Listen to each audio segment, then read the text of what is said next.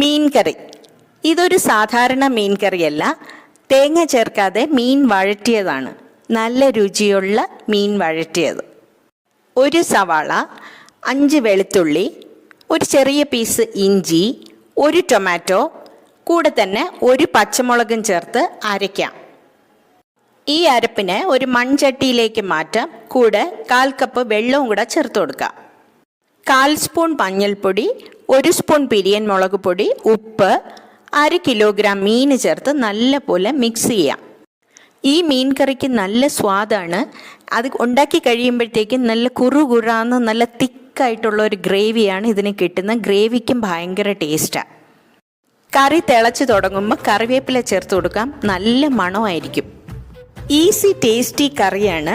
അവസാനം 1 സ്പൂൺ വെളിച്ചെണ്ണയിൽ കടുക്, കൊച്ചുള്ളി, കറിവേപ്പിലയും ചേർത്ത് താളിക്കാം. ഇത്രയേ ഉള്ളൂ.